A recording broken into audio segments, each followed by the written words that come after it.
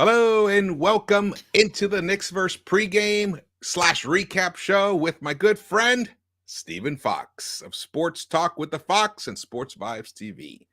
Welcome, brother. Hey, thank you. Shout out to you. Shout out to the chat. Shout out to the Knicks fandom. We're going to be talking New York Knicks.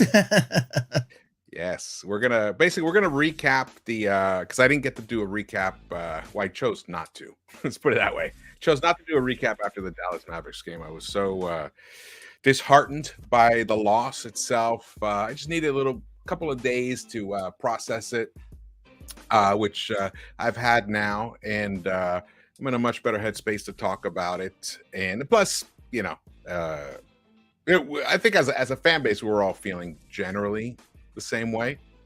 There's definitely been some differences, and we'll go through that. People's viewpoints of Emmanuel Quickly, people's viewpoints of Thibs' game strategy, his substitutions, and the end game failing once again. But before we do that, if this is your first time here or you've been here before but have not subscribed yet, please do so, along with hitting that thumbs up button for us. And check out Sports Vibes TV every Sunday. There's a great stream. Foxy? Yeah. I look forward to Sunday finally at 6-ish without us being impacted by the all the games and stuff like that and the holidays. So it's going to be good being back at the 6-ish hour. Yes, the comfortable hour.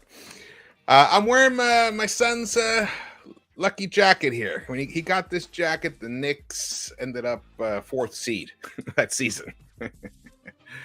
So, and I'm seeing some similarities from this team and that team. And I want to talk a lot of positives. There were actually a lot of positives that came out of that game against Dallas. Grimes, career night. I thought Julius played a tremendous game. He worked hard, got us 2 big buckets late in that 4th quarter. I thought it helped seal the win at that point, put us back up by 9 because we were teetering there. So we're gonna go through all of that. But first, Foxy, wanna shout out the chat and anything? And Yeah, JJ is, we call him Day One. JJ, hope all is well. Ashley Inc. 1, otherwise known as Wiz, otherwise known as Wisdom. Hope you're doing well. Fresh Kid Keese. I wonder who that is. Fresh Kid Keese. So I know who that is. That's funny. Yeah. So also Jacob Brady and Andrew Ian. So looking forward to chopping it up with you guys. So Foxy, did you hear?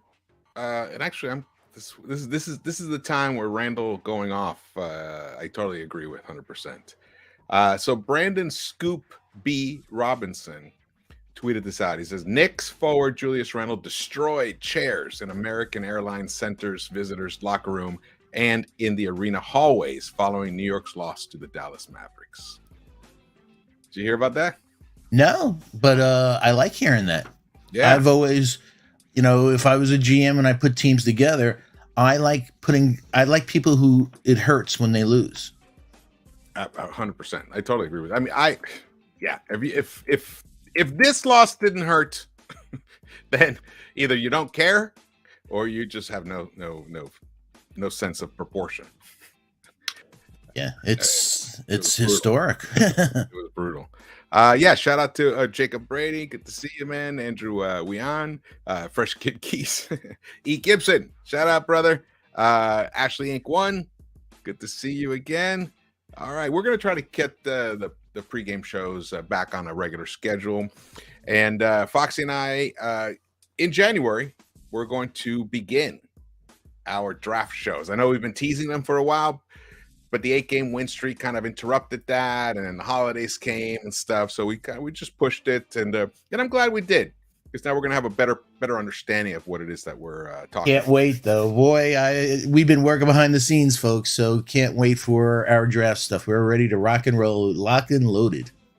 Absolutely. Yes, Dare House. Absolutely. I hope we win tonight. This is a sentiment. I mean, we should. We're playing one of the worst teams in the NBA, and it hasn't been fully determined yet. But at this point, it looks like Devin Vassell and Keldon Johnson may not play. So those are two of their, I think, their three best. One and two in points scored for the team. Yeah, right now it's 1 and 2. So I think that's a really good sign. Really good sign, actually. So Foxy, what's before we launch into the recap of the Mavericks loss, is there anything like in general your feelings? Because we haven't spoken live. When was the last time we went live? A couple weeks ago. Yeah, a couple of weeks ago. Was it during the win streak? I'm old. I don't remember. Everything melds into the next thing. I'm with you. I can't remember either. I think it was. So it was hard to determine exactly where we were going with this team, because back at the other Dallas Mavericks loss, when the Knicks fell to 10 and 13, I called to clean house. I just didn't. I mean, that coach was wasting his players on his team. He wasn't putting them in a position to win. And I'd had enough. I had enough already of Thibs for quite a while. And I did tweet out something yesterday that has gotten quite a response. And basically, let's see here. I tweeted out, apparently Thibs can do no wrong. If the team wins 8 straight, he's untouchable. Lose 4 straight, it's the player's fault.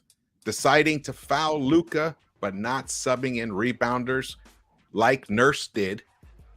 He subbed in JaVale McGee in between the two Luka free throws.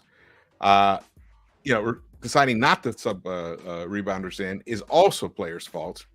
Might as well give him, Thibs, a lifetime contract and let him decide when enough is enough. Just feels like this guy just do whatever he wants. Yeah, it goes a lot further for me than that. We gave up, 52 to Siakam, no doubles. Gave up, Embiid, don't double him. Luka's going crazy, you don't double him. It's terrible coaching. It comes back to stuff, like you said, it's deja vu. You did some brilliant shows last year, using stats, talking about minutes, why these guys can't finish games. There's nothing left in their legs. And hey, let me ask you a question. You think Grimes is a good defender? Do I think Grimes is a good defender? Yes. Yeah. You think Grimes is a good defender? Me too, but you can't. There was nothing he can damn do. Again, with his size, people forget that Emmanuel Quickley has a bigger wingspan than Quentin Grimes. Got to do a damn thing. He's huge. How can't you bring in Cam? This team's hurting. RJ goes out with the laceration. How can't you throw a 6'8" guy with a 7-foot plus wingspan? Not only throw doubles at him, but throw a guy on him that has a 7-foot plus wingspan. Try something. Bring in Fournier. Cut the minutes down so these guys have something in their legs. No, are you crazy? So Tibbs is just, and like you said, that lack of substitution. He has a career 25 and 36 record in the playoffs, Tibbs. And the major reason is his lack of mid-game adjustments. And we saw, the personification of that, like you said. He brings in McGee, and we don't bring in Sims. We leave a 6'4" guy there. And also, why don't you bring in Cam or something? Have a giant for Miles and stuff like that. You have Miles at 6'1", you have a 6'4" Grimes, and you just saw it coming from a mile away. Like, no, this does not feel good. Oh God, oh God, it happened. Yeah. What do you feel? So you mentioned not choosing not to double Siakam, not to double Luka. Do you feel? But here's the thing: we were leading all 4 in those games. During the 4-game win streak, we were leading pretty late in all 4 of them. I think the one game it wasn't so late was the which one was it? It was a Toronto game Might have been that one. But even still, we were in it. The 9-man rotation, when you also have 3 guys that have been like racking up minutes. And I know there's like this, I think there's like, I want to call it confusion about what it is that when we mean the minutes allocation is important, because games are not lost in the last 2 minutes. But you don't lose a game in less than minutes. You lose a game throughout the whole game, and one game to the next, and how you use your players, whether they even have legs under them. Like, for example, Deuce had played 14 minutes in that Toronto game, got cut down to 10 minutes in the Chicago game, and then Chicago game, yes, and then 6 minutes against the Sixers. That's Deuce. Deuce, by the end of the third quarter, had played almost 35 minutes against the Mavericks, and quickly had played almost 34 minutes. We're talking about a maximum of 36 minutes in those in those quarters. So when I started bringing up, why don't we see Cam Reddish against the redwood trees that Toronto puts out there? See him there. Get 8 minutes, 10 minutes. It's to save the legs of the other guys as well. And maybe Cam gives you something. Exactly. It's not that he's going to win it for us, but it's to spare the other guys so they have something left in the tank. It was obvious that those last minute and a half of that Dallas game, 2 minutes, the guys were all gassed. There was nothing left, and then they had to play in overtime. And we were just rewatching it with my son, and it just looked like they gave up, kind of, in that overtime. I always look for crazy stats. You know what stats really? I'm old school, as everybody knows. The stat that jumped out at me is Luka didn't pick up his first foul way late into the fourth quarter. How do you a strategy has to be with a great player like that. Go at him. Not only make him work on defense, get him gassed, but get him in foul trouble. Do something. For him only to have one foul late into the fourth quarter, you're giving him a free ride, man. And also, hey, George, man, it was like practice. He was like, it looked like he was working half speed, doing layup drills off the backboard. How many points was it just a free thing for him to get into the paint? Pack the paint, double the thing. Let him beat us through shooting. Throw something at him. It was like he just got to the hole every time he wanted without anything. It was like, come on. And even those times where he encountered some resistance and he missed, then there was like a second chance opportunity. They got it back. And that just wears your team down even further. But at the same time, a lot of really interesting things happen for the Knicks in that game. Just by the end of the third quarter, the score was 92-82. The Knicks had shot 50.7% overall as a team. Randall was 8 of 15, 5 of 10 from the 3-point line. Quentin Grimes was 6 of 12 from the 3-point line, 50%. So both of them had shot 50% from the 3-point line. And Grimes was 10 of 17 overall. Quickly, he was struggling from the 3-point line, absolutely. But he was doing other things, of course. But his game could have changed in the second half as opposed to the first half. First half, he had 11 assists. Then he only had, 4 assists for the rest of the game. Correct. Miles also struggled from the 3-point line. But the Knicks as a team shot 35% in those first 3 quarters. We had put up 43 pointers in those first three quarters. And we need to do that to match the Mavs because they put up a lot of 3-pointers. The Mavs were struggling. They don't hit 10 of 35, 28.63% from the 3-point line those first 3 quarters. This game, we had out rebounded them by 10. We were a plus 10 in rebounds, and we had only committed 6 turnovers, but they had only committed 4. It was when you look at it, you're like, okay, we're set up to win this game. But when you look at the minute allocation, that's rough, man. It's rough. We had 1, 2, 3, 4, 5, 6 players with double-digit minutes or more, and one of them includes Jericho Sims, who played 11 and a half minutes. The rest, the other 5, Randall Mitch had played the least, 24 minutes and a half. Randall had played about 30 minutes. Then Grimes about 32, Quickly 34, McBride 35. But when you look at the Mavericks had only had one guy over 30 minutes, and it was Luka at 30 minutes. And Luka's a workhorse at 30 minutes. Spencer Dinwiddie was at 26 minutes. Dwight Powell was 22 minutes. Christian Wood was at 27 minutes. Timmy Hardaway, 29 minutes. And they had 1, 2, 3, 4, 5, 6, 7 guys with double-digit minutes. Even Davis Bertans got out there for 10 and a half minutes. I'm just talking about the first 3 quarters. I'm with you, but on top of that, here's a coach who was missing Kleber, he was missing Green, he was missing Finney Smith, so he was juggling too.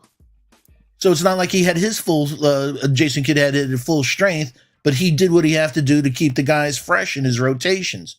Did our coach do that? No. Can't teach him.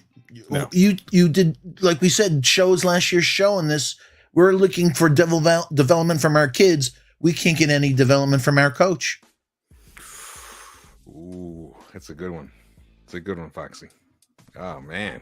All right, well, shout out to the chat. Thank you guys for joining us. If you're just joining us, we're in the beginnings of recapping the heartbreaking loss to the Dallas Mavericks, and then we're going to preview the Spurs game. And if your first time here, please subscribe, hit the thumbs up button for us. We'd like to get 100 thumbs ups. That'd be great. Yeah. Also, if you're new, please do #news so we can give you a proper shout out. Yep, absolutely. That'd be cool. Who do you think had the best game for the Knicks? Grimes. Grimes? Yeah, just meaning, like we said, we just talked about development. His, getting to the hole. So when you watch him the first year, you're like, he could shoot from 3, but we're not seeing much from mid-range. We don't see him going to the cup much. Him getting to the cup now, him dishing. It was funny. I was saying to a friend of mine that, last year with the experiment with Burks, the experiment should have been with Grimes. His pocket passes, his no-look passes, manipulating defense. It's coming together, his game for him, all-around game. We know he plays good D, and the 3 was dropping, but he was doing other things. Obviously Randall had killer freaking stats, but Randall was second team All-NBA. This is just a kid in his second season, but I love seeing his development. Me too. He definitely, obviously he definitely had the best game of all of them. In his 48 minutes, he shot 12 of 25, almost 50%. He finished 7 of 16 from a 3-point line. Just 2 of 3 from the free throw line. Again, it could be because he's young, he's a second-year player, but I thought I saw him get fouled often. He didn't get calls, so he only got to the free throw line 3 times. The Knicks as a whole only got to the free throw line 24 times, but we didn't take But look what they shot, though. That was the game right there. 62.5%. Yeah. I think that another game that free throws hurt us. The Bulls game. Exactly.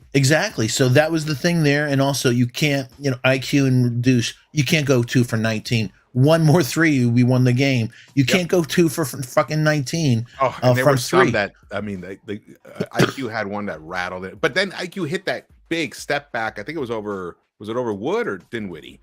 That was but he also gave up a 3 to Wood. Like, why aren't you driving the guys off the 3-point line with 9? That one, you know what? That one I'm okay with because I rewatched it, and there was a screen in front of them, and it was a tough shot. It wasn't. Even Randall was there too. That was like, okay, he hit that one. But the other one that killed me was Spencer Dinwiddie's 3-point shot. Yeah, that switch, the communication between Grimes and Deuce on that switch for Dinwiddie to get that shot off. You can't do that, man. You cannot do that at that point in time. Drive him off that 3-point line. Dude, when it was okay, there were so many mistakes there. And the reason we're pointing it out is not to criticize them because obviously just to criticize them. It's to put into perspective what we're talking about. When you're in late end game situations and you have been playing a massive amount of minutes, your brain, you don't recognize things as quickly as you can, as soon as you should. And your brain may notice it, but your body don't. You're so exhausted, you have a delay in that reaction for sure. Exactly. I mean, with a minute and a half left in the game, I'll just give you a little taste of the minute allocations here. By a minute and a half left in regulation, Grimes had already played 42 minutes. Quickly had already played 44 minutes. Crazy. And Deuce had played 40 minutes. And Randall had played 38 minutes. With a minute and a half left. But shout out to Randall. I thought he was really good in that late game execution. There were some things too much ISO for me. But he delivered. He delivered, but when you go ISO, you kill the rhythm of the other players. I 100% agree. But in that particular case, got to give him the credit. He did deliver. He got those two big buckets. They were monsters at the time. I mean, he was shooting 50% up and down. No doubt. At that moment, with 27 points and 17 rebounds. Monster, I agree. Yeah, 4 dimes. So he was, but the other young guys are just not used to playing those kind of minutes. And here on the bench, you have Cam Reddish and even Evan Fournier. Wait, look, if Luka's going to smoke our best defenders, why not have Fournier out there for like 5-6 minutes at least to give an extra breather to Grimes? He's still an elite 3-point shooter, folks. So we talked about defensive issues, but he can still do something. So and when you're shorthanded like this, and like you said, from a strategic standpoint, you see, when George just talked about the minutes allocation when he looked at Dallas versus the Knicks, why wasn't our coach, did the front office come down and say you can't play this guy, meaning Cam, until a trade made? Then make that, he's taking it on the chin then for not putting him in. But to the fans, it's inexcusable. It's like we're saying, why did you make the investment in the first place to get Cam? He's gotten injured, but what the hell did he do on the court that warranted him being exiled into the Siberia, basketball Siberia on this team? Especially when there is a knee. I mean, we lost RJ the first 90 seconds of the game. Exactly. And also the other guys can't do a damn thing with him. And Brunson was already out. Yeah. So it's not like we had Brunson and we lost RJ. Okay, then we'll go with give IQ and Deuce extra minutes. No, we were already down a 36-minute a night guy, Brunson. And then we lose the other 36-minute a night guy, RJ. And you don't expand your rotation in a significant way? Yeah. That to me is just pure either he's just scared, but like you said, it might be the front office said, don't use Cam. But that seems ridiculous to me if that's true, because you're there to win the game and he's on the bench. I think you as a coach you have a right to use him. So I'm putting it on Thibs until we hear otherwise. Me too. Cam's usage. But here's the thing. There's that inbound play. Luka has the ball inbounding on the team's chairs. Was it right in front of the Knicks? He's inbounding the ball. Grimes starts covering him, playing the inbounder very well, suffocating his vision, not giving him any space. Blah, blah, blah. 1 ticket clicks by. 1 second clicks by. 2 seconds clicks by. 3 seconds clicks by. And actually somebody on Twitter or whatever posted the ref doing his arm. He's going 1, 2, and then when he got to 4, he held it like this, and then he went slowly like this. So he gave Luka an extra second or second and a half to inbound that ball. But during that moment, Grimes, for some reason, stopped doing what was working and started sagging back away from Luka, and it created an angle where Dinwiddie was able to get around. It was actually Deuce who was covering Dinwiddie in that play, I think. Deuce or IQ, whoever it was. They were able to move towards Luka, and Luka just passed it to him, and Luka created the screen. Dinwiddie got around him, 3-point shot. What? Yes, when you ask me, is Grimes a good defender? Yes, but not at that moment. Why are you sagging back? Why are you going away from what was working? He was almost going to have a shot clock violation because of the way you were covering that baseline, that inbound pass.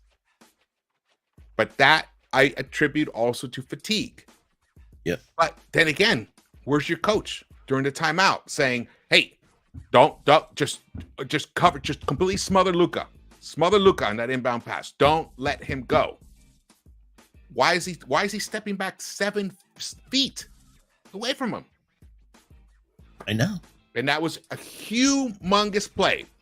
Again, it's still Dinwiddie still had to make the shot. It wasn't necessarily an easy shot, but for him, when he's rolling, he had hit another 3-pointer earlier, so he had discovered the range at that point.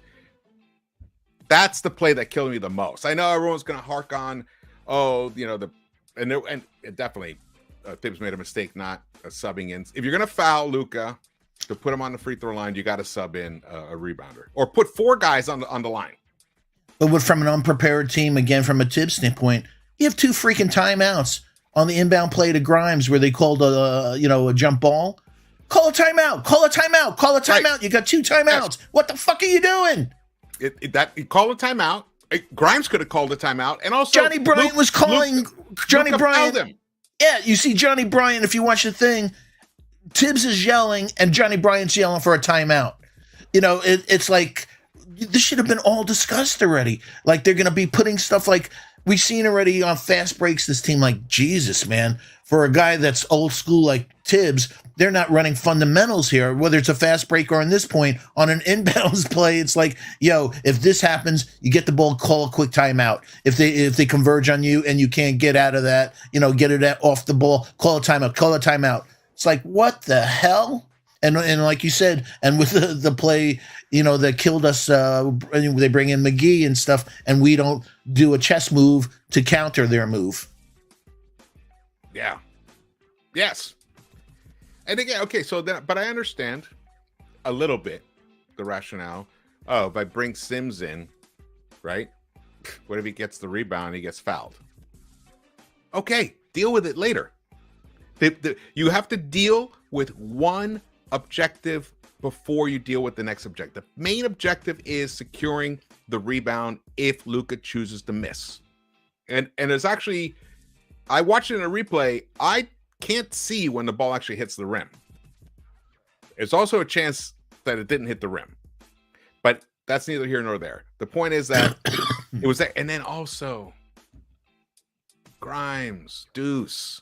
What is up with your own teammate? You pushed the ball away from Grimes swatted the ball away from Deuce. It was going right to Deuce. But you can also attribute that type of blundering play to exhaustion.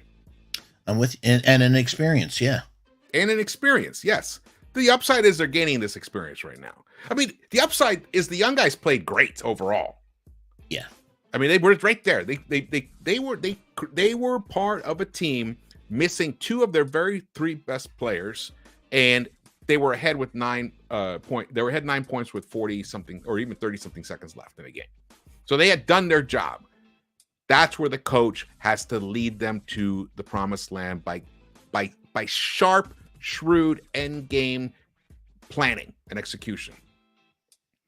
Like, for example, you put in Rose to inbound a pass, to inbound the play, and Rose gets it to Randall. Randall then gives it back to Rose, and Rose, instead of splitting the defenders and maybe picking up the foul and sending him to the free throw line, him being a very good free throw shooter and can handle the pressure, he passes it to Deuce. And then Deuce just grabs it and holds it and waits to get fouled. If Rose could have done that, so why not Rose? Why not, if the minute Rose passes it to you, dribble, Make them chase you. Kill off an extra second, 2, 3. Maybe it's the difference of winning a game or not. 1 second, exactly. So I'm with you. So what? But what is that? Like in the huddles, aren't they talking about that? Thank you. Yeah, that's. I feel that so many times they're unprepared. Like, what the hell's going on here? Yeah. Lex, what's up, brother? Great to see you, man. Lex, best mod around. Thank you so much, man, for joining us. Gabriel Fonseca, good to see you, man. E. Gibson. Shout out. If we're not getting into the chat right now, it's because we're recapping the Mavs game and stuff, but we're definitely gonna review everything that's going on here. Foxy, you want to shout anybody out? E. Gibson, really great basketball mind. Love his comments all the time. Joseph A. Darehouse, Crow Noir, Hector Gaston. Like you said, Lex Destroyer, one of the great mods in history. Still Dre, Leighton Griffiths, the real stoic, Angel Torres, my friend from Puerto Rico. So, Poopzilla. So, thank you so much for everyone for tuning in, for your support. And we'll get through this together. But, hey, D Nice, I see you, man. So, I see you raising your hand. And as always, thanks for your support. Out, we love you, guy. Shout out, brother. That's the frustrating thing about it is there were a lot of really great things that happened in that game. To win it without your two guys, you were on the cusp of showing, hey, we have heart. We didn't have Jalen, didn't have RJ. We dug deep and we won this game. But the thing, like you were saying, not only this game, but whether Grimes picking up his dribble, at half court and getting trapped a few games ago. That was the Bulls game. Yeah, so he has a lot of lessons over the last several games that hopefully he's learning these lessons. Yeah, I mean he's a smart guy. He's definitely shown that he likes to work hard and improve. He got off to a bad start in his college career with Kansas after being a top 5 prospect recruit in the whole country. The whole country. Yeah. And then he went to Houston, refined his game, solidified his 3-point shot. His playmaking wasn't as needed on that team, but he led that team to the Final Four. And I believe he was like the second highest in terms of net rating of top tier schools. And then he lit up the combine. Yeah, but the thing is, it's different. See, you don't play the game the same way throughout the whole game, and I keep harping on that situational awareness. And I'm wondering if Thibs just lacks it himself, because that was a problem I had with Cam originally. In the beginning, I was like, why are you doing that at that moment? That's not when you do that. Like, for example, there was another moment where, yes, I remember now, Grimes. He's trying to steal the pass from Luka. Luka has it on the right, above the break, the right side on the 3-point line. And Randall was covering Luka, and Randall had him pretty well. And then Grimes started drifting towards Luka, and then Luka saw him break towards him, and Luka immediately passed it to, I believe it was Dinwiddie. Let's just call it Dinwiddie. I don't know who it was. Oh, it was Timmy Hardaway in the corner. But the thing is, when you make that that rotation over, you got to make sure someone else is even available to rotate. Nobody was there because everyone else was covering their guy. So you left Timmy Hardaway Jr. wide open for the shortest, easiest 3-point shot in the game, and he hit it. It was continual mistakes like that. That happened about the 3-minute or 4-minute mark left in the fourth quarter, and yet the Knicks were still able to claw their way back to that 9-point lead again. But the Mavericks kept getting back in it. They'd cut it down to 2. We kept letting them get back into it. Yes, by mistakes like that. Exactly. It's not the time to do that. Yeah. And meanwhile, he had a sensational game. Grimes. He did, but it's an empty feeling to have a sensational game and lose a historic, we'll round it off, 14,000 in 20 years. no team is ever. No team has ever. And we have to be, we're cursed, man. We have to be the freaking first one. And that, to me, like you said, these guys left it on the court. To me, that's on Tibbs. Not implementing strategies, not using timeouts when he should have, not, like you said, using players on the bench. You're right, because I looked. There were 2 timeouts left. You're totally right. Grimes could have called a timeout, or anybody. Well, yeah, but Johnny Bryant was trying to. But that should have been in the back of his mind, screaming to him, call a timeout, call a timeout, call a timeout. So that's fresh in his mind. The guy said, if they converge on me, immediately timeout. He's screaming timeout. All right, so it's official. Jalen Brunson is ruled out. Good. Tonight. Let this guy get his body back together. Ruled out. Yeah, man. Hey, Kareem. Great to see you all. Thank you so much. We got a super chat. Salute to my brothers, George and Foxy. Good evening. Good evening to you, brother. I think tonight we're gonna get a win tonight, and which is awesome. Wins are wins, and then hopefully we can follow that up with a win against Houston and end up 20 and 17 then. Correct. We're 18-17 now, right? Yeah. Which I'm happy with that. See, here's the thing. There's a lot of things that if you try to step back and look at the situation objectively, the Knicks are playing very well. Even though we've lost 4 straight, the team, it's not like we're not getting blown out. It's not that they're frustrated, it's almost more painful, because they're close and we were ahead, leading in all 4 games late. Some of them, what was the game against the Bulls? The Bulls was a tragic loss. It was a totally unnecessary loss. But we were right there, about to sweep them for the season. And even the Raptors game, we had a legitimate chance to win that game. I think if Brunson doesn't tweak his hip or whatever, and he remains in that 4th quarter, he left at the 3-minute and 40-second mark. We probably win that game also. We're not stuck in those situations where Grimes doesn't know what to do when he crosses the half-court line. I just don't understand that stuff. It just freaks me out, but whatever. Chalk it up to, inexperience. But a lot of really good things happen, and one of them is Emmanuel Quickley's playmaking. He's come a long way, Foxy. He's come a very long way. You have any thoughts, feelings about Quickley's game the other night, other than the 1 for 10? Well, the 1 for 10 is a killer. He's on this team for the 1 for 10 more than the 15 assists. But the 15 assists, what was it, 1 turnover? Was just spectacular. You can't.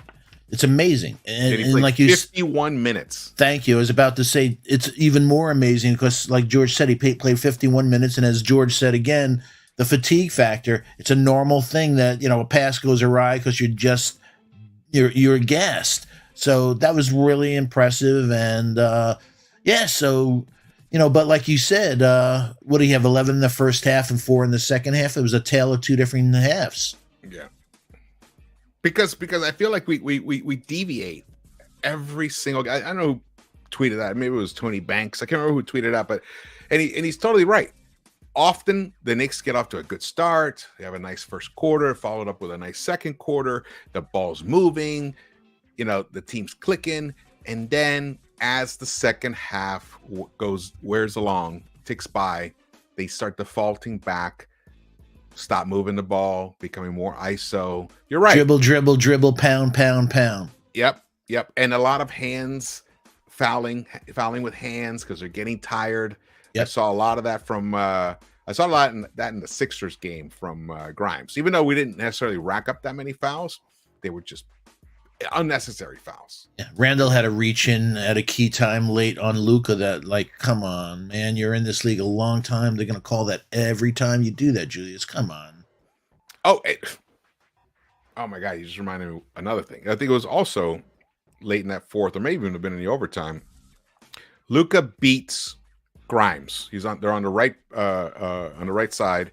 He beats him, penetrates into the paint, into the restricted area. Or into the paint. He penetrates. He lets him by. And then Mitch should have rotated over, but he didn't. And they leave Luka all alone. He fouled him. And he fouled him. He got the foul. He leave him alone. And he makes it. So he gets an and 1. It's like, what the hell? Yeah. If you're gonna foul. Don't let him get that shot off. Old school. You have 6 fouls, make them hard, man. That's the stuff I'm talking about. That's winning basketball. Making that play. If you're gonna foul, if you're gonna foul a guy, don't let him get his shot off. That's how you win. And it's frustrating when that happens, especially when they did play. They played a lot of the players played very well. I love what I saw from Deuce in this game, considering it's the most minutes he's played probably in his whole life. Played 46 minutes in a game. Yeah. The kid's shot got it dropped, though. Yeah. It better start soon because the patience of management, meaning at this stage, his definition of playmaking is giving the ball back to IQ. He's got to show that he has it within him. Break down defense. We know he's good on defense, but even on defense, on a switch, he's toast. A 6'7" guy gets. We saw a couple plays with Luke he couldn't do a damn thing. Couldn't do a damn thing, even though he's a really good defensive player, Deuce.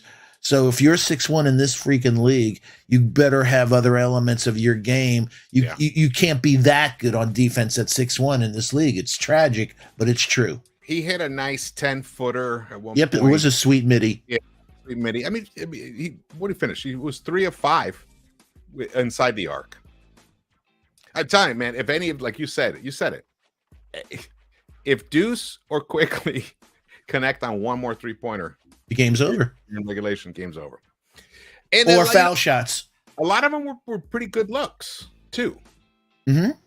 So it wasn't necessarily, but this gonna be nice where guys don't connect, but they have to do other things, and so I did like seeing that because like Jalen Brunson had been struggling of late. He hadn't been his regular efficient self, but then he'll give you what he had like a double-digit assist night not that long ago. Yeah, for sure. Yeah, he had like a 12, was it? 12 or 14, yeah, something like that. So he's contributing in other ways. And he had 11 assists against the 76ers. There you go, 11 and there you go. Oh. He played that game against the Sixers? Yeah, 35 minutes. Yes. Oh, that's the game where he hurt his hip. I was wrong. I thought it was the Bulls game. No, it was the Sixers game. Yeah. But overall, a lot of promising things. It's sad that RJ's out because he was starting to really wow us. I mean, that 44-point masterpiece against the Bulls, sadly, it didn't bring us the win. But that was one of the best games I'd ever seen from him. Yeah, for sure. Hey, just to keep it, real. Just speaking about Julius for a second, folks. The last 5 games, he's shooting 38.5% from 3. He's shooting 53% field goal percentage. Unfortunately, this stat, he's only shooting 59% from the foul line in his last 5 games. So he's lighting it up in the other areas, thank God, but it's free. How do you can't shoot 59%. It takes away, and especially in key time, it comes back to haunt you every time. It's an old adage. It comes back, and let me just real quick for RJ in his last 5 games, folks, he's la-dee-dee. Come on, let's go. His last 5 games, RJ shooting 54% from 3. He's shooting 48% field goal percentage and 72% from the line. That's fantastic, man. 5 rebounds, 3.8 assists, 2.4 turnovers. So it's a positive assist to turnover ratio. So, like you said, they were turning it on, and it's a shame. Hey, you hear any information? I just heard laceration, but did he get stitches? We don't know yet. Okay, because they're so cryptic, you don't know. Yeah, you don't know. I know, it's so weird. They didn't tell us. That's typical Knicks.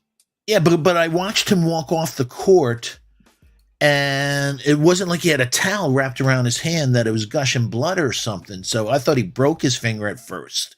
Yeah, me too. But then you saw there was another replay where you can clearly see the blood.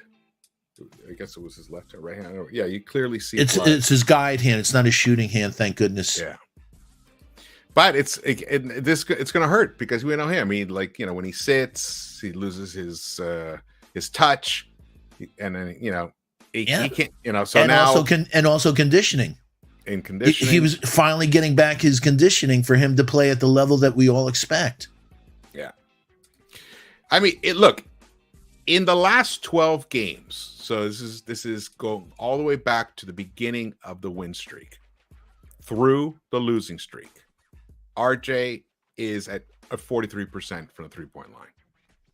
Outstanding on almost 6 attempts, 5.5 attempts. That's great. And Brunson, 43.5%.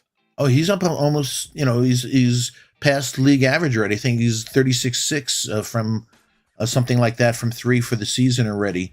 Yeah. So I knew it was gonna. Yeah. Grimes 41.6%. So we have 3 starters, all averaging over 40% from the 3-point line. Of course, that includes during the hot streak.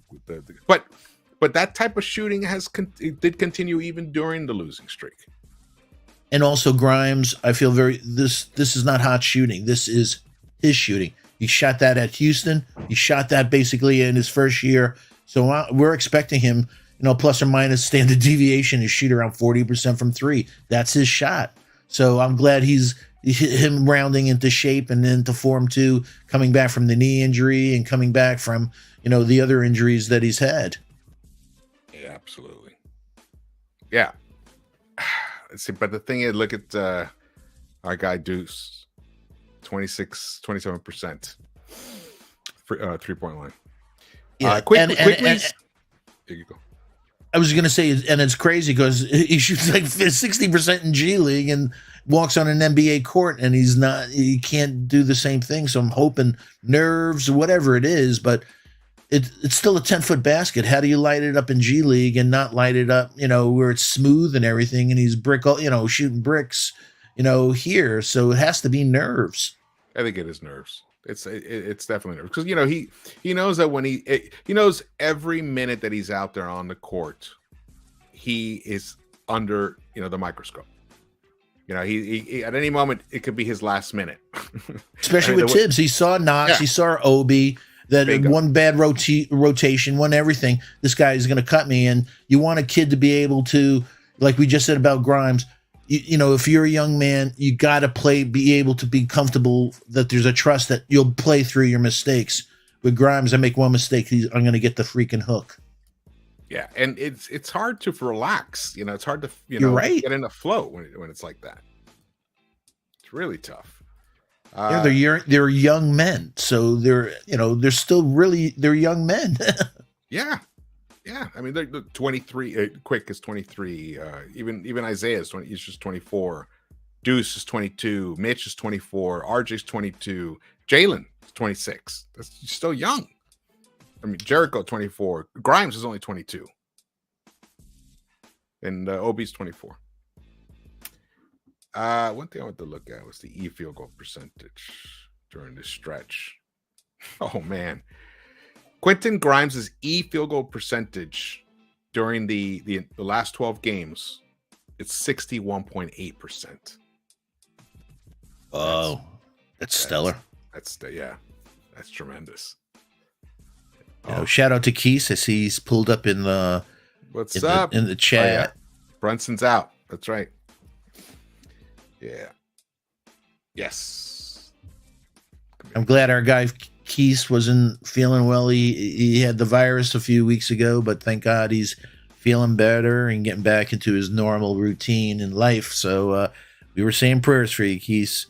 Absolutely. Yeah. Good to see you've recovered, brother. So tonight the New York Knicks continue. They're at game 2 of the Texas Triangle trip. They're playing San Antonio, and they are. Let's see. Here's the tail of the tape. San Antonio is a mess, but they've won 5 out of their last 10 games. Yeah, 5-5. They lost their last game, but yeah, they're 5-5 over the last 10. But tonight, I believe both Vassell and Johnson are out. Yeah. But if someone, I'm not sure, but if someone could confirm that, that'd be great. And is McBuckets, McDermott also out? Yeah, McDermott's also out. But again, the Knicks, we're missing 2 key guys, so you can't take anything for granted. Also, Thibs has been, overplaying the guys that we have, so you never know what can happen. And Randall could have one of his, 1 for 12 3-point nights, and no one else is able to step up. So I'm not taking anything for granted. Okay, JJ says Vassell is out, but Johnson is in. So there you go. Johnson's a very good player.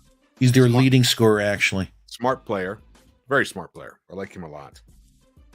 So he's so there it is. I mean, even though and you're playing in someone else's home arena, so you can't take anything. Even though we're better on the road than we are at home, personally. The Knicks themselves. But the look, the Mavs. The Mavs. The Spurs put up 115.2 points per game.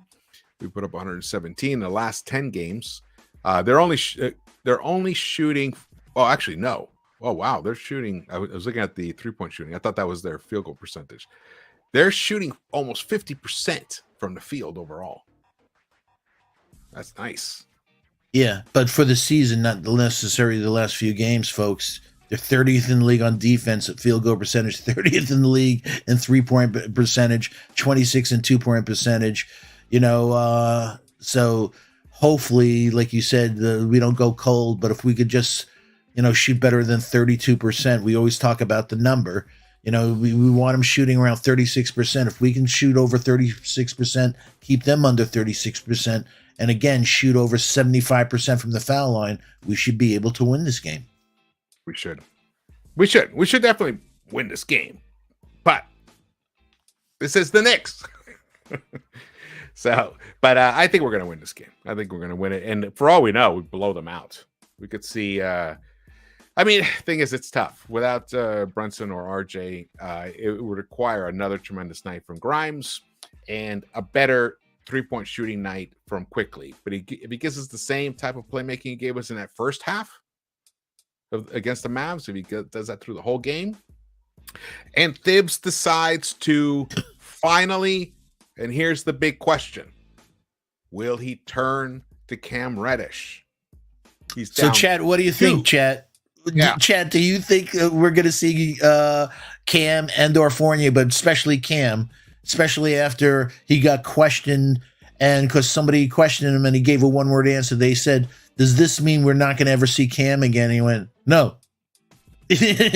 So he said no. I know, but he meant it doesn't mean that we won't see him. No, exactly, meaning that we may see him. So after that debacle the other night, and in minutes management, etc., are you going to say, okay, I got my shit together, I have took a step back, I got to get grind. If RJ is out like this, I have to get Cam in the rotation. Yeah, and even Fournier. And even Fournier. Hey, I'll take Svi at this point. Just relieve the minutes on these guys. Absolutely, I would not mind at all seeing Svi get some burn as well. Let's say you don't want to trade. Oh, he can shoot. I've always unbelievable. Liked him. I was happy when we got him. I've always liked him. He was always the guy who came off the bench and burned us for 3-pointers in a row, and then we're like, ah.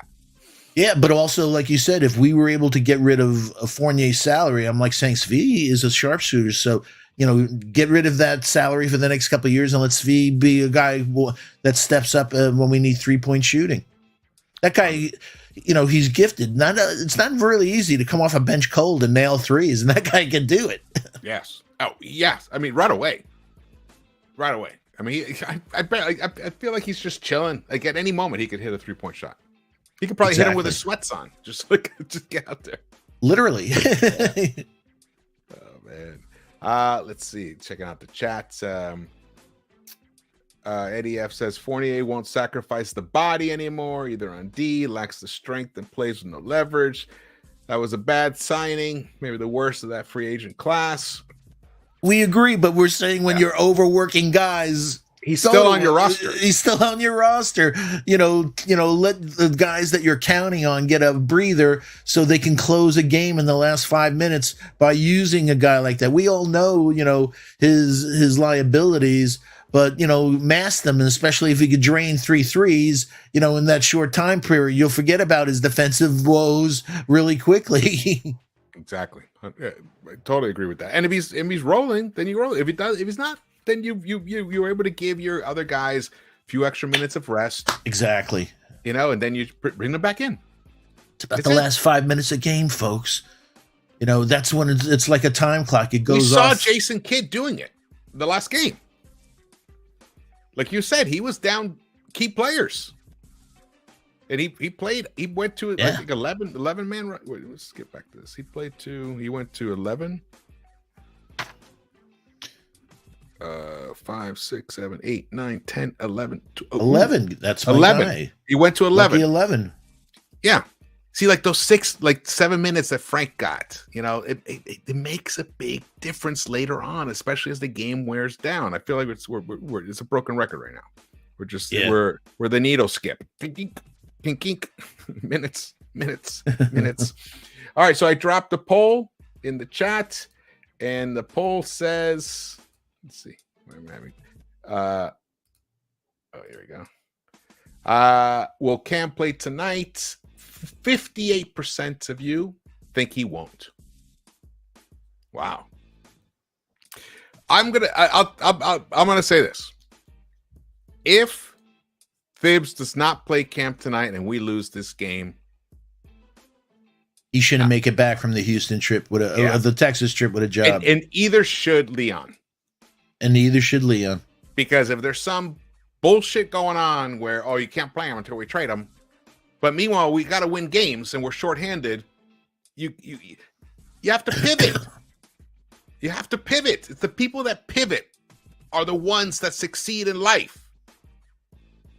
If there's a mandate out there, you can't play them, and then it costs us a game, like it basically has cost us games already. I don't understand that. And also, there's the reverse.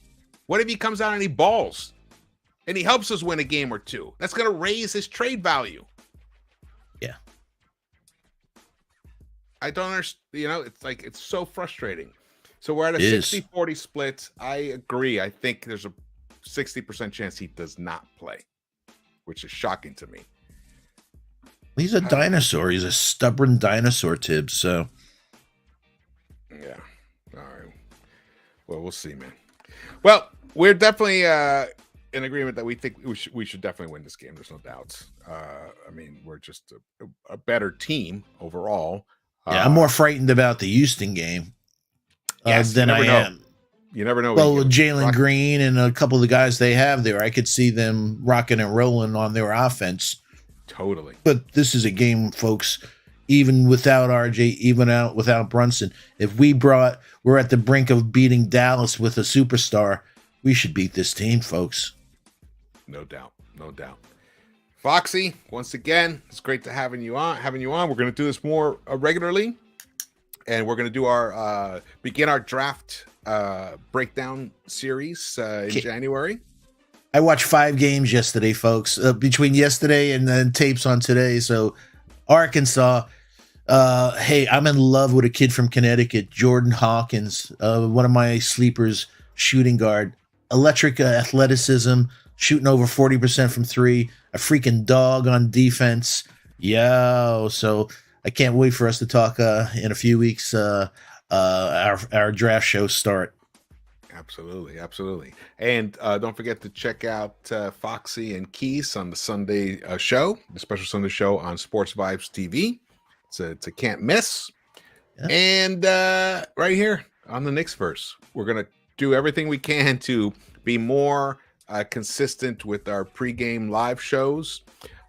During the holidays, it was difficult to do the recaps. I was traveling, with family. I hadn't seen them in years and stuff, with my son and everything. So I tried to put out a couple. How dare you have a personal life? How dare you? But we're going to be a little more consistent with that. But they're always going to try to keep the recaps going here, and then have some more analytical videos. That's something that kind of played that down a little bit recently. Mostly just I wanted to see what was the story with this team. Because I can throw all these stats at you guys and everything, but at the end of the day, it all depends on how Thibs uses his guys. So, and like you said, stats were, I think, 27th in the league in fourth quarter points. We're great in first half, but then you just see it like, can't you? This is the same thing as last year. I forgot who said it in. I think it was there. We're 27th.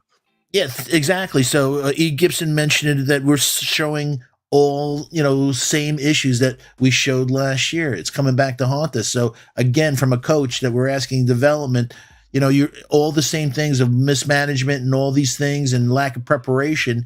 It's coming back to haunt us again. Yeah, actually, I'm trying to pull up that fourth quarter stats here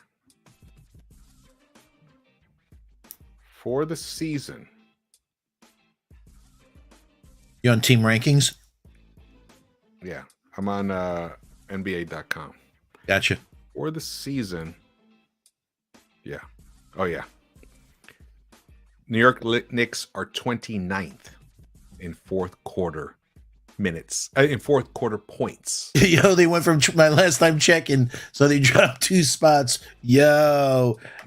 That's an indictment on Tibbs because that's last year, deja vu of last year, folks. Bingo. And that was a big concern last year, which is why we were like, hey, play the kids. And your stats, you kept showing stats last year. It's like, he played them all the third quarter. There was nothing left in the last 5 minutes. No, same shit all over again, man. Same shit, different year. Yeah, it's inexcusable. But he's doing everything possible to make us a 500 team. That, there's games that we're like, you know what? We could be winning these games. We added Brunson and all these other things, but we've lost certain games that you're like, Jesus, man, he's doing everything we can to just make us a mediocre team. And in this league, folks, a mediocre team is worse than a bad team because when you're picking 15th or 16th or 17th, you can't bring in the talent that you need to upgrade your roster. It's funny, like which is our best quarter? First. It's not. It's terrible. What, in points scored? For the whole season. Yeah, we're in points scored. Sure about that? I thought both the first and second. I'm looking at this. Something might be off here. I'm going to go to team rankings real quick. Something must be off here. But anyways, points scored overall. Oh, well, shout out to everybody. Thank you guys for tuning in. Sorry, we got stuck looking at some stats. Everyone's like, what's going on? Hit that thumbs up button for us if you get a chance. That'd be great if you enjoyed the stream. And, share it with friends. Anyone else who is a Knicks fan who may not know about Into the Knicks-Verse. And 90s Knicks is, what happened? We suck all of a sudden. Well, see, that's the thing. We don't suck. No, we're mediocre. We don't suck. I mean, we were right there on all those four. We could easily be talking about tonight. Will we be winning our 13th game in a row? That's how close those other 4 games were. We were leading late in all 4 of those games. So it's not like we fell apart. We just have not been able to close these games out. And we broke it down earlier in the stream. If you guys just joining now, you should check it out, especially the first half of this stream. We broke the Mavs game down and discussed the other 3 losses that we have right now. Hopefully we'll correct it. We'll win tonight and then go into Houston and pull that game out and finish the year on a high note.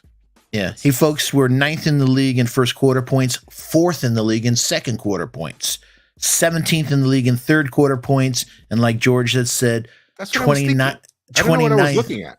29th in the league in fourth quarter. So you go from fourth, which is great, man. You're right there, down to almost last in the league. Why aren't you taking a step back? And also, like E. Gibson said and others, wait a minute. Isn't that exactly last year? What are you doing wrong that all of a sudden the floor drops out in the last quarter? Ding, ding, ding. Minutes management. Minutes management. Exactly. All right. Well, hopefully we can win these next two. It begins with tonight, but we win the next two. We finish the year 20-17. And I think you'd ask anybody after we were 10-13 after that Dallas loss, hey, would you take 20-17? We'd all be jumping for joy.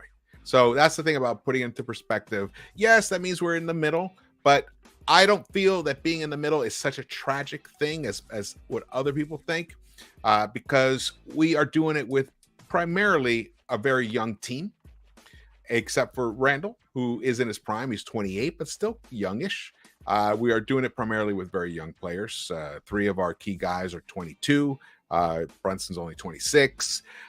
So that's those are good signs. If we keep winning, then it increases their value, and maybe Grimes is the one that pops. Who knows? I mean, RJ he put out a masterpiece against the Bulls. So we'll see. We'll see how this thing goes, but I don't see that as gloom and doom as others. But Foxy's right. It does hurt you when it comes to drafting. But this team was never going to tank no matter what. No, not at all. But I was laughing to myself because you like 22, but with Tibbs, he's 22 going on 42 because of the minutes he's playing them. Yeah, that's not even a joke. That's true. Yeah, ask Luol Deng and a few others. Yeah, and Mr. Rose. Mr. Rose, exactly. Mr. Rose.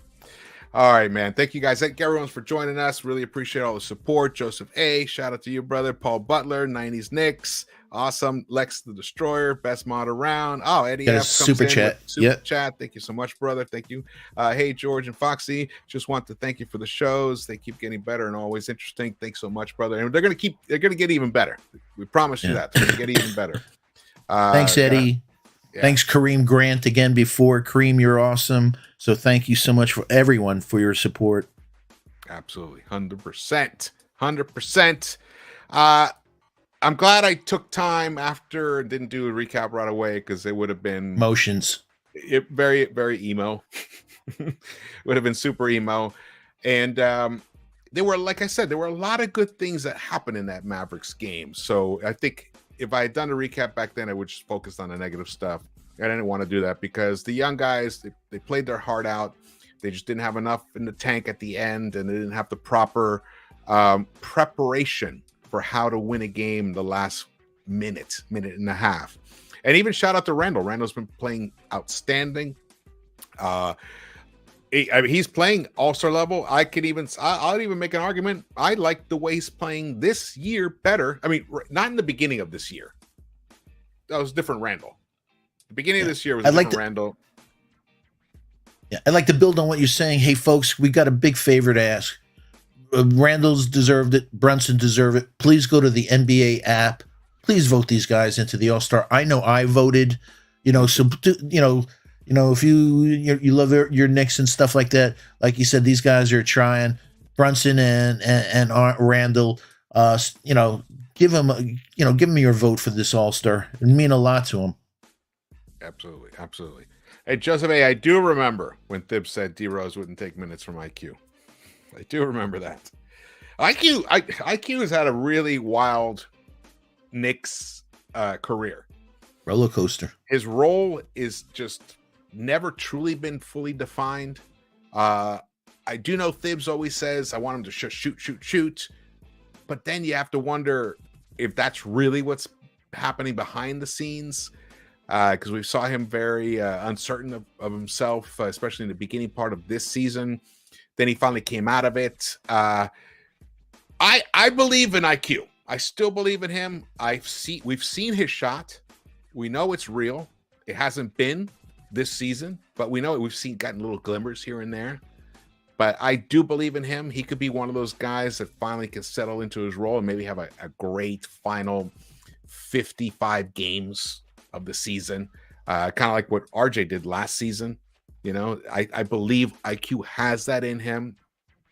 Deuce, I'm still waiting to see. He may not have enough lift in his shot to be able to get that 3-point shot off. Or handles to create separation. And that.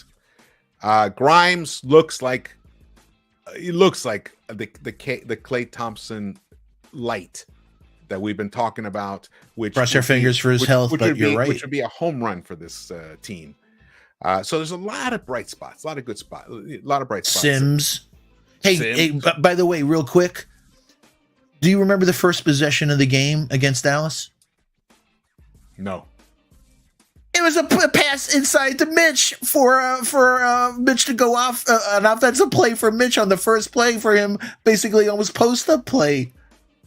So it was like, yeah. So it was like, yo. We didn't even talk about Mitch. Mitch has been a monster. I know. Actually, so like Fireside Knicks. Did you see that tweet?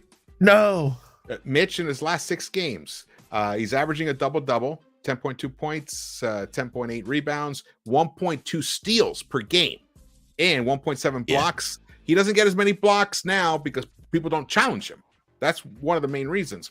But he's shooting 82.8% from the field for a plus 4.8. He's been a monster.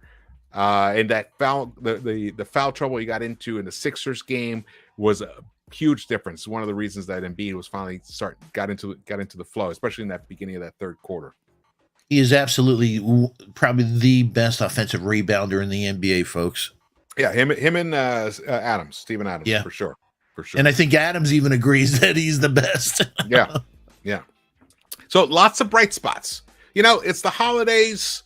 To just always be negative, which you have to be. We want to be realistic, but we also don't want to be overly negative and ignore some of the bright spots because there are a lot of good things that have been happening. Hey, look, we got 18 wins.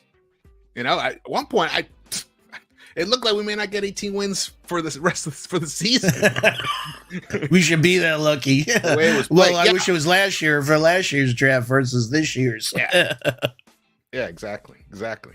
So let's cross our fingers that they take care of business tonight and on New Year's Eve in Houston, and we finish the year 20-17. Foxy, thank you so much for joining me, brother. It's always a pleasure. It's an honor. Thank you for the invite. Love talking Knicks with you, man, and to the chat and everyone who joined us. Gideon, hey, good to see you, Gideon. Dare House.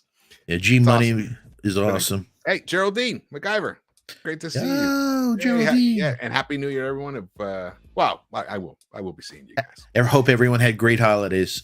Yes, absolutely. And be safe. I've had too many friends that have been either the flu or have gotten COVID, and even though they got 14 vaccinations and everything, it's like, what the hell's going on? Damn, yeah. I got vaxxed and flu and all that stuff because I was flying and everything. So glad I took care of that. But you never know. All right. Thank you guys so much for watching this. My name is George. This is Stephen Fox. This is Into the Knicks-Verse and Sports Vibes TV. And see you Sundays. Around. See you Sundays. And the recap tonight. See you around the Knicks-Verse.